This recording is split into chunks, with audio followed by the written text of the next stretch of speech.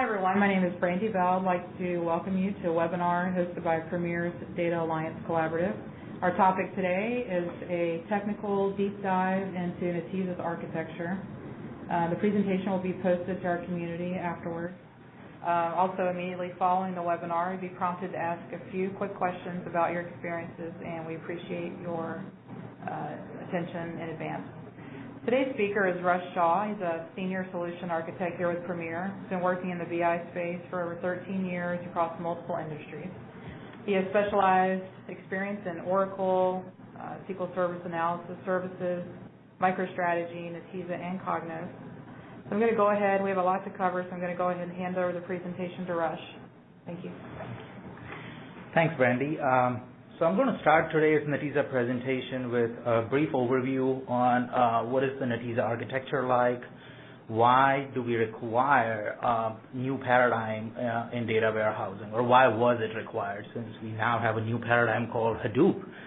So we are in a transition mode right now, but the last 10, 15 years were dominated by what we call the data warehouse appliances like Netezza, Greenplum, Vertica. What are the capabilities of Netezza? We're going to look at what kind of technical things you have to consider when you're using a massively parallel processing system like Netezza, which is based on the concepts of distributed and grid computing. So there are difference of concepts that need to be considered when you're looking at systems like Netezza. We're also going to do a comparison, a fruitful comparison between Netezza and Hadoop, and we'll discover during that comparison how much similarities there are between the two frameworks, if you will. So let's get started. The first thing that we are going to look at is what was the traditional warehousing like? What was the infrastructure set up in traditional warehousing, and why it generated barriers and bottlenecks, right? So at the bottom of the screen, you're seeing a diagram which kind of shows you the loosely coupled infrastructure architecture that is involved in traditional data warehousing. You have the databases, you have the servers, and you have the storage. But that is not all. If you actually think about your infrastructure environment, you will see on the left-hand side, on the bottom, there are multiple layers or multiple layers of setup that you have to go through in order for your data warehouse to function, right? So you have a data center and a networking component to this. You have storage, that's a separate storage like your NAS drives or your SAN drives. You have servers for your databases. Those servers are typically now virtualized. You don't really actually have a physical server. There is a virtualization process that goes on. There is an operating system on those virtual servers. Then you have middleware like C, C++, Java++ libraries, all kinds of libraries that are installed on your servers. And then you have the RDBMS like Oracle or DB2. So you have this amazing layering of systems that have to be fine-tuned, that have to be configured, and that have to be maintained by your infrastructure team in order for you to leverage its advantage. So right off the bat, you can see that this is going to require an army of skilled professionals, right? I mean, you are not going to be able to do this without a huge IT team. And with the budgetary constraints that everyone always talks about, this always creates a bottleneck in your IT department. The bigger barriers are related to performance, and those are because most of these servers, they came of age in 80s and 90s, and they're the same servers and the same storage that is being used for web servers, email servers, application servers. There's nothing specific about databases that these servers do. So they're very general purpose servers, right? Then you have general purpose storage, and you have a database that is really very good at complex calculations. It's very good at inserting data, but is it very good at retrieving large amounts of data? That is one of the big barriers with the traditional data warehouses.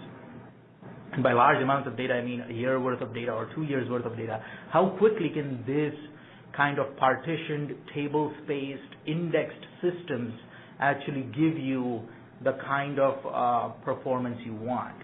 There are barriers to efficiency, right? I mean, we talked about the army of skilled professionals that you need in this kind of an environment. You need to keep on fine-tuning your systems and keep on, calling your storage and network administrators to help you out with backup and restore and fine-tune operations. All of these put a limit on the scalability. I mean, how much more are you going to scale an environment like this? So we've got to think about these kind of barriers to traditional data warehousing. That is one of the big reasons why we now have a requirement for a new approach. The other thing that you need to consider is the architecture of a multiprocessing system that has been used traditionally by Oracle, DB2, Teradata, all these other systems, right? You have a bank of CPUs with a very large RAM that is accessing an external storage area network, right? So really, this is really good at performing complex calculations. It's RAM driven. So it's a processor-bound approach, right? You bring your data, you scan your data from your storage, and you bring it to the CPU, and then you perform all your calculations. So a key phrase here to remember, because we're going to come back to it again and again during our presentation, is the phrase bringing data to the CPU or bringing data to the query, right? So this phrase, let's remember that this is the traditional architecture. You're taking your query, you're sending the request to your storage, and you're bringing it back to your CPU to perform operations on it. What this does is you're shipping a lot of data, you're transporting a lot of data to your memory bank and your CPU from your storage area network. So right off the bat, you need a very big input-output bus. You need a very big bandwidth in your servers. And typically, if you understand what's going on in IT infrastructure now, the bottlenecks are not with your CPUs and RAMs. The bottlenecks are in those wires, those intelligent fabric. Their bandwidth is not even 100 times. It's probably 100 times less faster than the CPU. So think of your CPU as being 100 times faster or 1,000 times faster than what your input-output bus is going to be, right? So that is a very important thing to realize. The other thing is this is a shared architecture, right? It's shared everything architecture. That's another phrase I want you to kind of keep in mind, apart from the phrase that we talked about, that is bringing data to the query. Shared everything architecture. Every process that you are doing for your database is being shared. I mean, it's being shared. All the resources of the server are being shared by all the processes. There is no specialization that is going on. There is no distributed parallel computing that is going on in some sense. So we have to keep in mind that this creates a lot of barriers too, this SMP architecture. And it is because of this that we require a new approach. There is a need to support failure, right? So if you think about what are traditional requirements in any robust architecture for databases or anything else for that matter, you have to be able to support failure. Right? Failure of components should result in a graceful decline of performance. You should not have a system failure where people are not able to access things for a couple of days. Failure should not result in any loss of data. Right? Failure of components should be hot swappable. So you should be able to replace a component without having to restart a system. You don't have to take a system down just because a component has failed. Another thing to remember is, again, if there is a failed component, it should be able to rejoin the system upon recovery. Again, you don't want to restart the system. Component failure should not affect the execution or the outcome of the job, and that's again speaking to the data loss that can occur if a storage area network fails. So there is a need for a certain amount of mirroring and redundancy, which typically is done in your SAN and NAS drives, your network attached storage. But the problem with that is you again need the army of skilled professionals. The other thing that you need is scalability. And there are 12 claims that Netezza makes in this area that I'm going to sort of chip away at later on. But scalability is obviously important. You do want to extend the power of your system at any point. both by scaling it out and scaling it up. And what I mean by scaling up is just basically increasing the RAM, the CPU speed, etc. of your server. What I mean by scaling out is if you have a massively parallel processing system or a distributed computing system, you want to be able to add more nodes. In other words, more computers to your grid that is being used for processing, right? So scaling up and scaling out are both important requirements when it comes to solving the problems that we have traditionally encountered with data warehousing, right? So Netezza's approach to this traditional data warehousing is to package it all up. I was joking with my colleagues here right before we started this presentation about how Netezza's approach is really the Apple approach. It is the approach of tightly integrating your RDBMS, your relational database management system, your server, and your storage, right? So it's one single box, just like Apple likes to do, integrate your hardware and your software as tightly as you can and make it work seamlessly. That really is Netezza's approach. The second thing you want to keep in mind in this approach is Netezza doesn't like to bring data to the query. That is, Netezza doesn't like to bring data to the CPU. Netezza has created something which, it's secret sauce, if you will, which will allow you to take the query to the data. Because as we said, the biggest bottleneck that we have in the performance of the current systems or the traditional systems is the I/O bus, the input-output bandwidth that we have. And in order to solve that problem, you cannot really ship data and solve the problems by using bigger and better RAMs and bigger and better CPUs. Instead, you just don't want to ship that data, right? You want to go as close to the storage as possible and process it right near the storage area, right? So that's a very important component of bringing query to the data. And shared nothing architecture is the third thing that we'll talk about. We talked about shared everything architecture initially. Netezza is really more interested in not sharing anything, and this is what we'll come back to when we talk about Hadoop at the end of this presentation, is underneath this box are hundreds of computers, if you will, in some sense. And by computer or a node or a spool, what I mean is a combination of a CPU, RAM, and disk storage, right? Think of a CPU, RAM, and a disk storage as your computer, right? So Netezza in this box has hundreds of those. And so what it does is it distributes its workload to these spools or to these combination of CPU, RAM, and disks, and does distributed and parallel computing with it, so that no one node is actually encumbered by too much processing that it has to do. It's all distributed, and therefore it can work faster. Bringing query to the data, as I said, is Netezza's secret sauce, and what this helps Netezza do is overcome, the great Moore's law compensator. So everybody knows about the Moore's law, right? The processing speed of your computer, not really the computer, but of your CPUs or the transistors within that hardware will double every 12 or 18 to 24 months, and it's remained constant for the last 40 years. We have been doubling the speed of our CPU very consistently, and yet we also know that we are also doubling the code lines in our software, right? And that's what we refer to as the great Moore's law compensator, or Gregg's law, which basically states that, the performance gains of the advances in your CPU technology are almost always offset by the crazy amount of coding that we do, and the software becomes a bloatware in some sense.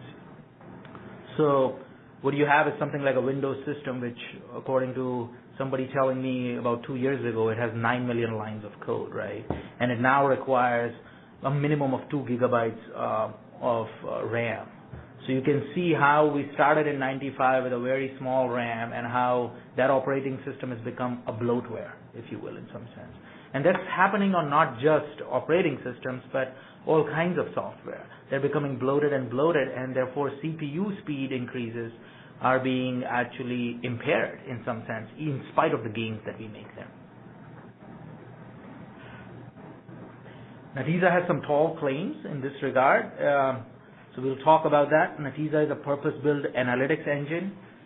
Most of the focus of Netezza in the last 3 years has been not just in data warehousing, but actually in advanced analytics. Netezza is trying to do a lot of in-database analytics with SPSS and SAS. So there's a very big component of that now in Netezza. Its third version of statistical software is out. Integrated database server and storage, as I said, Apple model. Standard interfaces, because everything is packaged, it's a totally standard interface to Netezza. Claims to be at least 10 to 100 times faster than a traditional data warehouse system, and I can attest to the fact that Netezza's growth Premier has been Netezza's lab, if you will, in some sense. Premier has been using Netezza right since its inception, and we have found it to be an extremely robust system. We have also found some issues with the system, so we'll talk about those as we go along. I think the biggest story that comes out of Netezza is simplicity. There is no doubt about this. Anybody who has ever worked on Netezza will attest to this fact, that not just good performance, but simplicity is the biggest deal. Minimal administration and tuning. There is no doubt that you will never require an army of skilled professionals to manage your infrastructure for your warehouses anymore. 1 or 2 database administrators is more than enough to manage a Netezza box.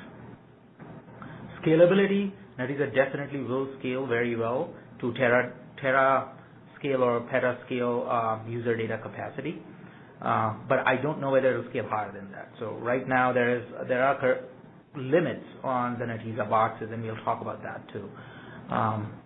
As I said, there is advanced analytics, and there is a way where Netezza does very smart and efficient resource allocation. We'll look into that.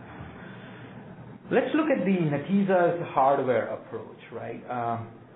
Netezza's hardware is composed of 3 different things. On the right-hand side, you're seeing all your applications, your BI applications, your ETL applications like DataStage or, Informatica, what have you.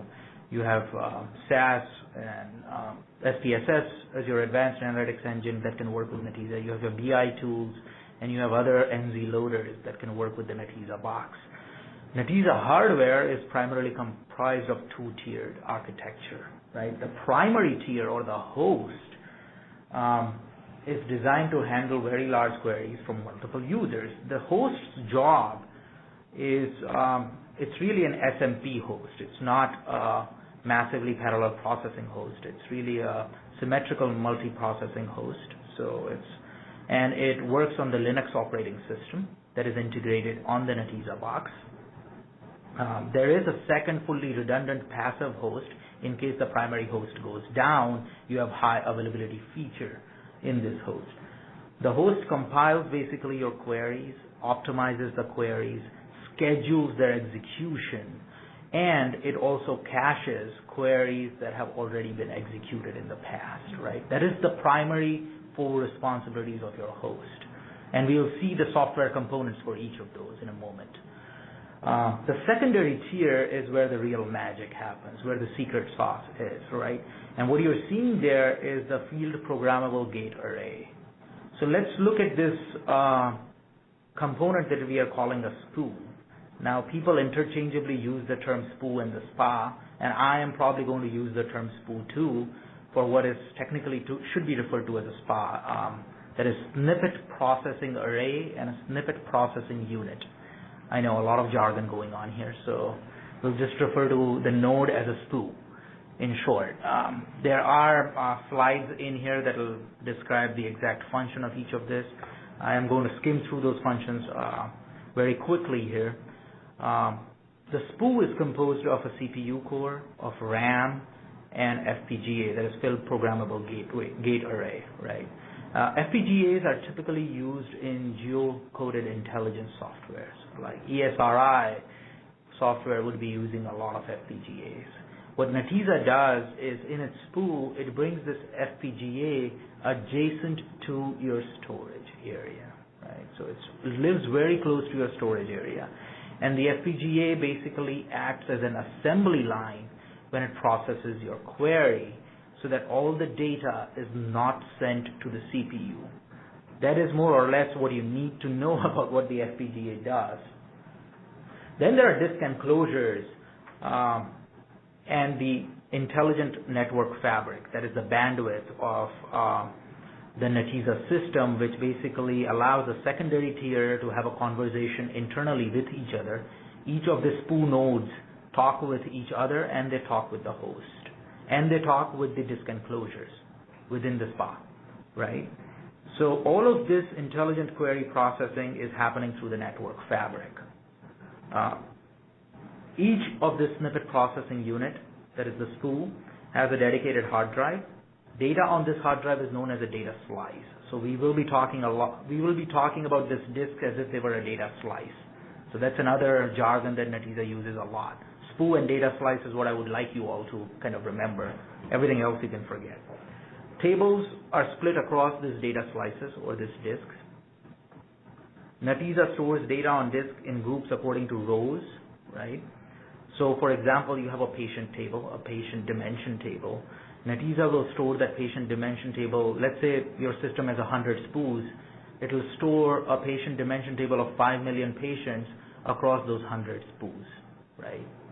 So basically, you will have 5,000 patients or 50,000 patients, I forget the math, but whatever that math is, on each of those spools. And then Netezza is going to distribute this data of patient table based on a hashing algorithm, right, on each of these disks. These disks are mirrored and data is stored redundantly in them, right? So you don't have to basically have mirroring software and build in the redundancy in your RAID striping and redundancy in your storage, right? And it's all done by Netezza. You don't have to worry about that. And it's all hidden from you in some sense. So nearly all query processing is done at the spool level, and a lot of it is done at the FPGA level. So we are going to take a look at the FPGA very quickly now. Right? So this is the FPGA core that I want to talk about. Now at the top you can see your query, your select query that you send to Netezza, and what happens to that query while it's being processed by your spool, right? The data lives in the data slices or in the data disks, and what happens is Netezza does not process that entire data query by bringing the data to the CPU. What it does is it basically stores the data in a compressed form. So first it uncompresses it in the FPGA core, then it projects it, and project is nothing but, as the diagram shows, it's basically taking care of the select components of your query. So it's already minimizing the amount of data that is being pulled by minimizing the number of columns that are being sent to the CPU, so that CPU doesn't have to do that minimization. So you can already see that your table scans are minimized, right? The next thing the FPGA core does is restrict. It imposes or it executes the where clause of your query. And while executing this where clause, it also makes sure that the ACID or the atomicity and the consistency of your data remains. So if there are insert operations going on in your data warehouse, if there is another job which is inserting data, Netezza will not query that data unless it is committed. And FPGA core is what takes care of that ACID principle in general. And then CPU will perform the joins and the aggregates, and the spool will then send the data to the primary host or the SMP host that we saw earlier, right? So it will send the data to the host, and the host will compile the data from all the different spools that have worked on the data and send it back to your applications. Very quickly, I'm going to just browse through this. We talked about this, what the Netezza's hardware architecture looks like. Well, that hardware architecture is actually also reflected into a tight integration with its software architecture. And Netezza has a number of things that are hosted on its primary SMP host and other things that are executed in the SPU node of Netezza, right? So what your primary host, as we talked about earlier, is the optimizer and the compiler. The optimizer is what receives the entire query, and it basically does multiple operations in the optimizer. It basically determines the correct join order. It rewrites expressions that need to be rewritten, and it removes redundancy from your SQL operations. It then sends it to the compiler, which basically has the statistics of where the data is stored in the data slices, right? We talked about how Netezza stores data in the data disks and data slices at the SPU node. The primary host has to know where the data is stored.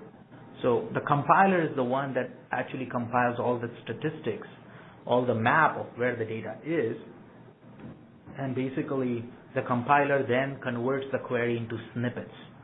And that's why you call it a SPU, a snippet processing unit. A node is called a SPU because of that.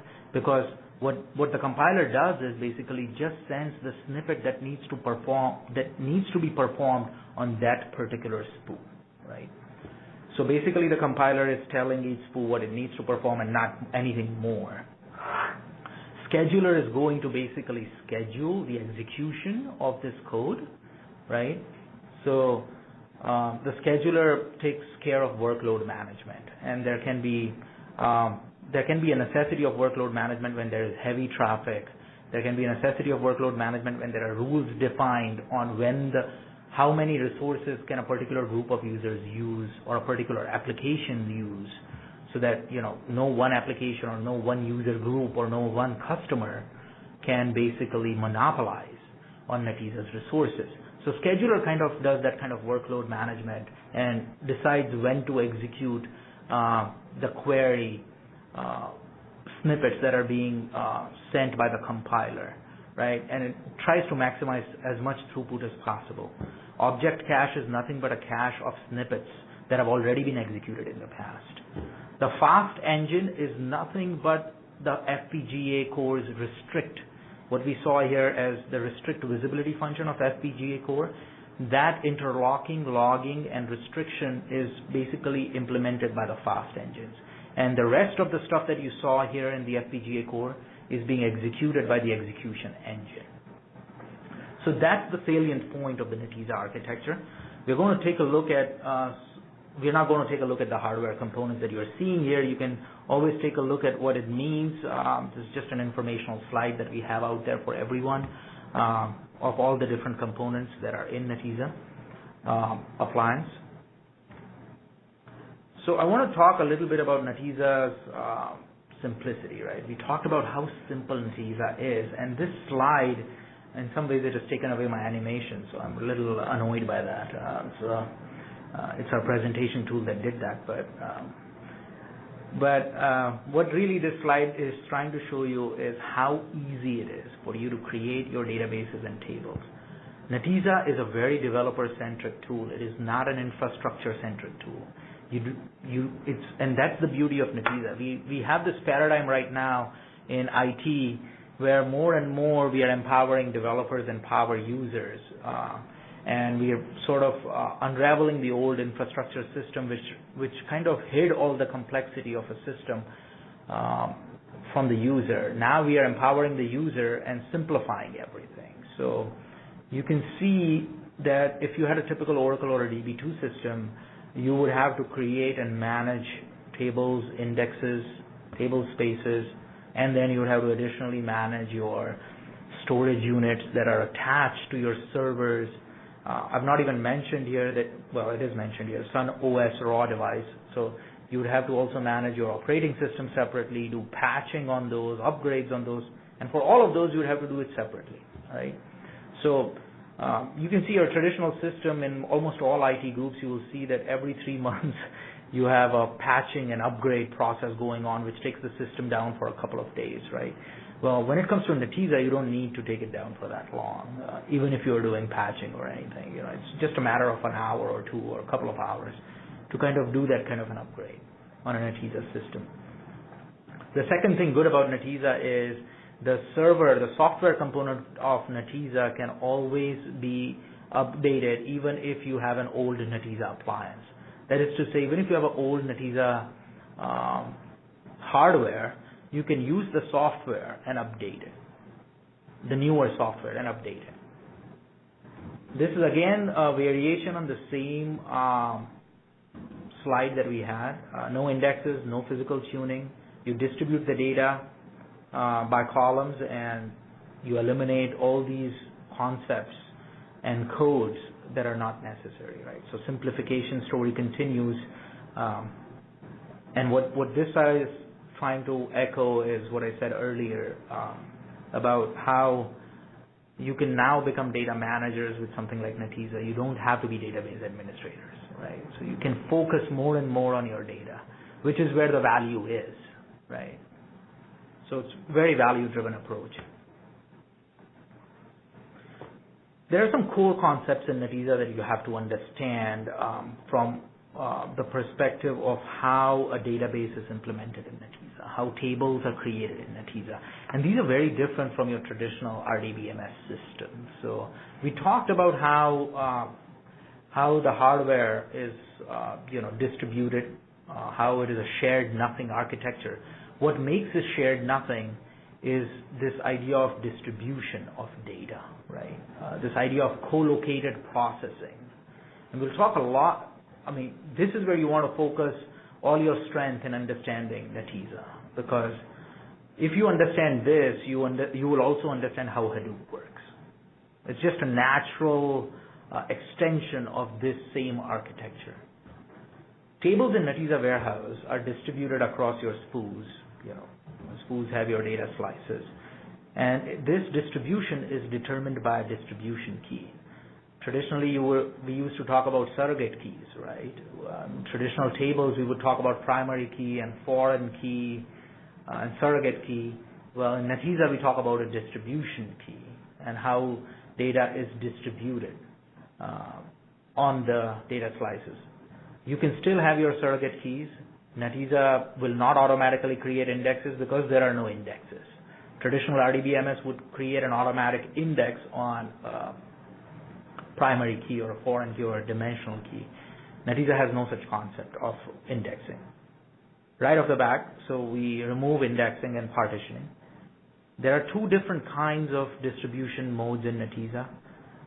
One is the traditional hash algorithm, which is predominantly used in Netezza, and the other is the random distribution, which is nothing but a round-robin distribution. Every table in Netezza is distributed, irrespective of whether you specify that the table should be distributed across the spoos or not. Every table in Netezza will be distributed. If you do not specify a distribution method, then it will be random or round-robin distribution. If you do specify, then of course it will use the hash algorithm and distribute the data. A distribution method that distributes data evenly across all disks or data slices is the single most important factor that will influence the performance in Netezza. There is nothing more important than your distribution strategy in Netezza, and I cannot belabor that point. Distribution columns cannot be removed by an alter statement, so those of you who are technically minded here need to know that you actually will have to do redistribution by actually recreating the tables. And this may sound cumbersome, but Netezza has an excellent interface in Genie. It's like Toad for Netezza. It's like Embarcadero for Netezza. And a Genie interface is very useful for doing Netezza specific things, and in Premier Connect Enterprise we actually deploy it for all our members, so they don't have to go through the pain of using a normal Toad-like interface or AQT or any other SQL interface. A Genie will actually do all these Netezza functions in a snap second for you. Co-location is probably why distribution is this important, right? So co-location of data or data locality is what solves the problem in Netezza of performance. What is co-location, right? When two tables which are joined on a distribution key, the data will be co-located for that two tables. So I have an example of that here, yeah. Netezza does not care if the column is a surrogate key in the join, right? Although, of course, if you are creating a data warehouse, you're almost always going to invariably join on surrogate keys. But Netezza doesn't care about that. What Netezza cares about is that they both have the same data type, and both the tables are distributed on that same column. So you have an encounter table and a patient table, and you're distributing both the tables on patient key, right? If this happens, then you will have co-location of data. All the records of patient A will live in data slice 1, all the encounters. So let's take this example a little further. I have a different image on my PowerPoint right now. But let's take the example of a patient dimension and an encounter fact table. Let's say we have 5 million patients in our hospital system, and let's say they have 20 million encounters, or maybe 25 million encounters in the encounter table. If we were to distribute both of these tables on the patient key, the data for one particular patient will live in the same data slice or spool. So you have 5 million patients on 50 spools in the Netezza box. Netezza will go ahead and distribute this 5 million patients on these 50 spools, 10,000 patients on each spool. And each of those 10,000 patients, let's say for convenience, has 4 encounters each, right? All of those encounters of patient A will live in the same spool. Of patient B will go on data slice B, and all the encounter of patient B will live on the data slice B. So what happens now is Netezza can do distributed computing on it.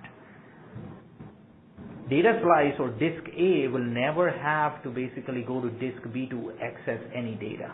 They will all simultaneously execute a query, and they will only care about 10,000 patients, right? So each data node is only caring about 10,000 patients at a time. It is not taking care of 5 million patients, right? So your query is as fast as 10,000 patients right there. That is the concept of co-located processing. So distribution strategy is extremely, extremely important. Now, of course, the trouble in the paradise comes when we have the wrong distribution key selected. So there are some guidelines on how you want to select the distribution key on which you are going to distribute your data across the Netezza network of spools or nodes, right? Use high cardinality columns that have greater number of distinct values. Your primary key is the good example. A surrogate key always has distinct values. So it's always a good candidate for creating a distribution key, right? And that's why we used patient key in the last example. Use columns for distribution keys that distribute tables and rows evenly across all data slices, right? You want a fairly even distribution across all data slices. So Netezza typically will have hundreds of spools in its appliance. And so if you were to ever distribute data on a Boolean data type column, that is male, female, right? There is only 2 values. You will not be able to distribute data in 100 different data nodes. It will only use 2 data nodes or data disks to load data. So you don't want to use something like Boolean data types in order to load your data as your distribution key, right? Base column selection on equality search to enable co-located processing. And this is extremely important. What is your join scheme, typical join scheme? evaluate your queries, and determine based on your joins, how do you query your data. Select columns based on frequently used selection criteria, right? A subset table based on CTES, create table as, basically a very popular way of creating tables, will inherit the distribution key of the parent table. Do not use columns, as I said, with Boolean data types. And for commonly joined tables, use the same data type for the distribution key. This is extremely important. As soon as you change the data type of your distribution key, the hash algorithm changes, and the distribution of your data will change too. So if you have patient key in patient dimension with the integer data type, and you have patient key as in the encounter table stored specified as big integer data type, you have a problem. Your data type has to be absolutely the same, right? And then you have example of how you create this. I mean, there is, you will notice that there is simplicity in its DDLs too. Netezza is not creating with its new concepts crazy DDLs. It's just a very simple additional clause that it adds to the end. Distribute on column name. Distribute on random. This basically tells you how to do hash-based distribution or column-based distribution. There are two things that you have to be extremely cognizant about when we talk about distribution strategy, and that is data and process skew. Data skew occurs when data is not distributed evenly on all data slices, right? So we talked about the Boolean data type, right? Male, female, or data type, or columns like race, patient race. You can't distribute data on a patient race, right? Because there are only 6 or 7 values that basically will use only 6 or 7 spoofs. But you have 100 computers in a Netezza appliance, 100 nodes. You can't really use that because that will cause what we call data skew. You will only be utilizing 6 or 7 nodes when you're loading data in Netezza. Process skew occurs when a table is distributed evenly across the spoos, but the distribution is based on columns that are not stored on all spoos, right? So the most frequent problem occurs for process skew when you distribute data on date data type columns, right? Date data type columns can cause real problem because typically when you and I query data, what we do is basically we end up querying data for say 2013, 2012, a couple of years, 2 or 3 years, right? Let's say you ended up distributing your data by date data type. What will happen is your query will be executed by only 10 or 15 spoos which actually have 2012 and 2013 data. All the other spoos, all the other 70, 80 other spoos that are in your Netezza box will never be utilized to process that query. So what you want to do is you want to utilize all the spoo nodes when you are trying to process your query. And in order for utilizing all your spoo nodes in processing queries, it is important that you distribute the data accordingly, right? The data has to be distributed in such a way that all the spoos will be used when you're retrieving that data. And that's why process skew can occur when you're utilizing a wrong distribution key. Data skewness can also cause process skewness. Obviously, if you have data only on 2 spoos, like if you're distributing on gender, then only 2 spoos will be utilized, right? So data skewness can occur in process skewness. There are concepts like redistribution and broadcasting that you all need to be aware of. This is extremely important in Netezza. When one table of a join in a query is a very small table, Netezza doesn't care. And I always like to tell people, you have less than 1 million records in your table, do not care for distributing that table. Netezza doesn't care for tables less than 1 million, less than 2 million records. Do not distribute that table. Netezza will automatically, its optimizer will choose to broadcast that table to every single node, every single spoo in the Netezza appliance. So don't waste your time with dimensional tables. Try to actually engage yourself in how you're going to distribute stuff in your fact tables. All spoos will send their records to the host for consolidation, and the full table is broadcasted to all nodes when broadcasting occurs in Netezza. Then there's the concept of single redistribution and double redistribution. In some cases, it's possible to distribute both tables. It is not possible to distribute both tables on relationship keys that are used in your joins. One of those tables will have to then be redistributed, right? So this kind of cases do occur in healthcare very commonly, and you have to decide what is going to be the least evil or the least culprit for your system, what's going to not impair the performance of your system and allow redistribution to occur. You should never allow double redistribution to occur, right? It happens when neither table of a join is distributed on a join key.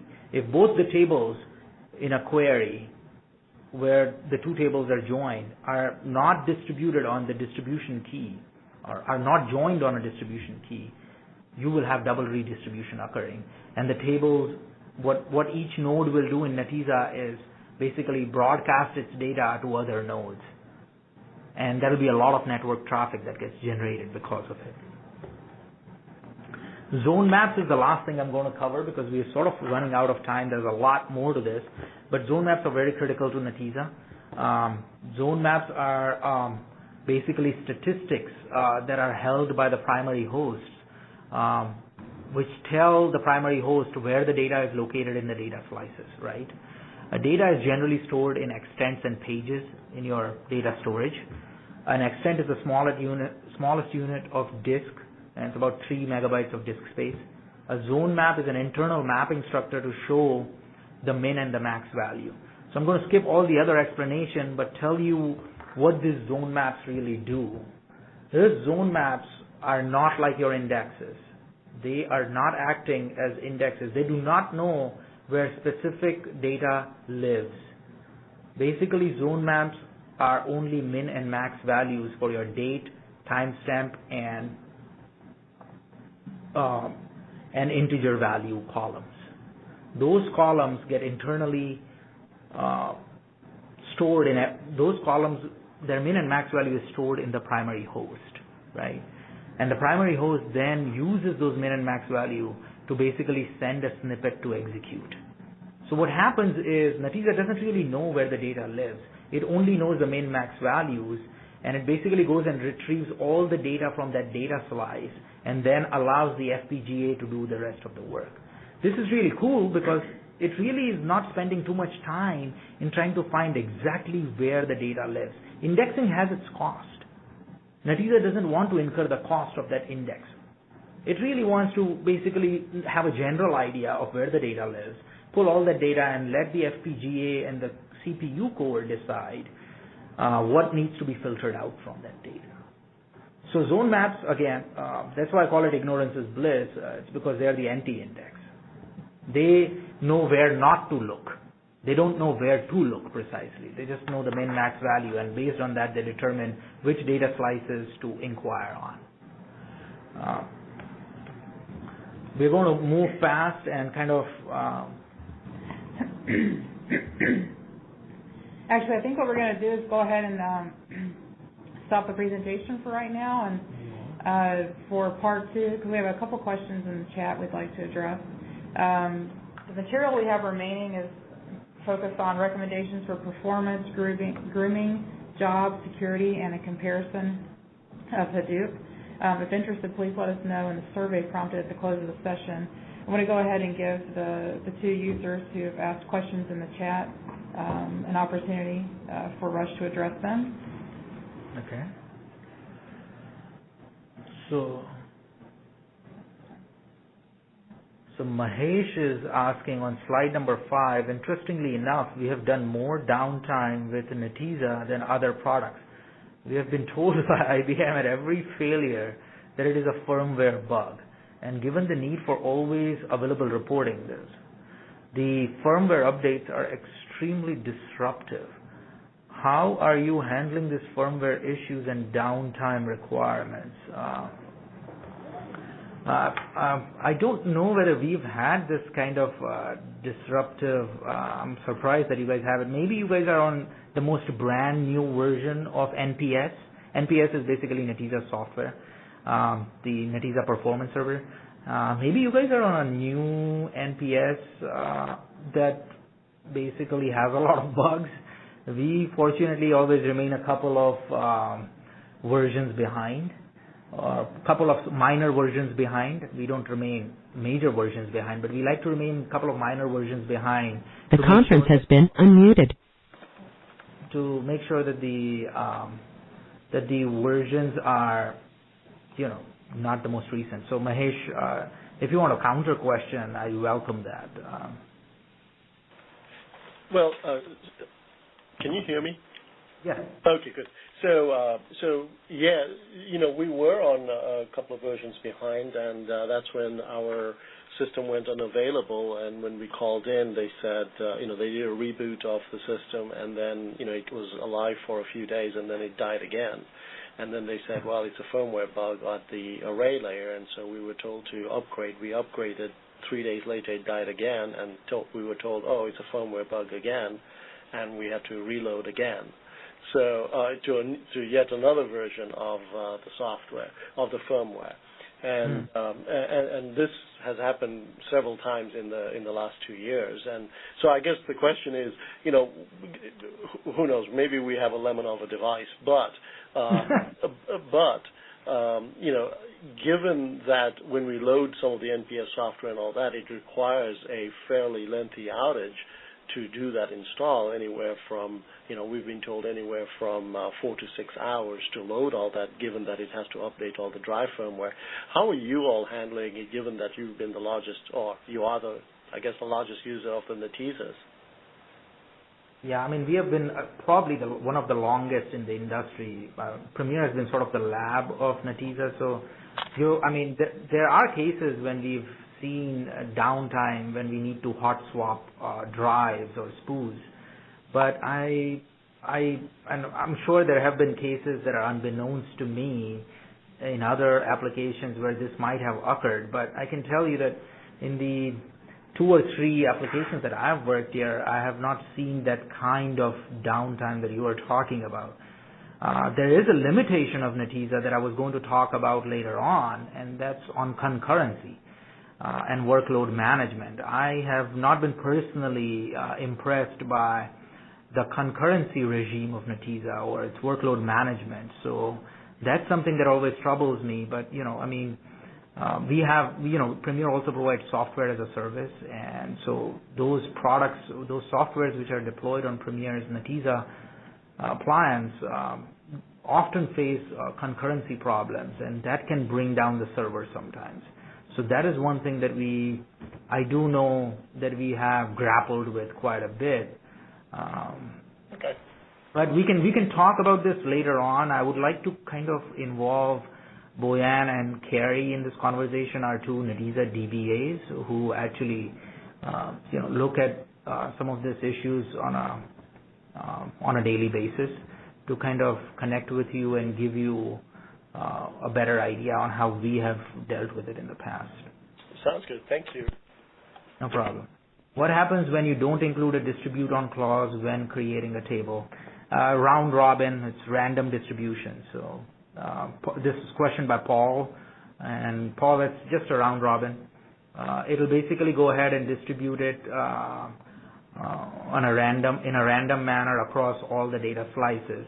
It's not guaranteed when you do round robin or random distribution that the distribution will last from data slice 1, that is to say disk 1 to disk 100. If you have 100 disks or spoos in your Netezza appliance, it is not guaranteed that it will start on disk 1. So that's the only thing to know, but it will still try to evenly distribute everything across all the spoos. The problem with random on a non-dimensional table is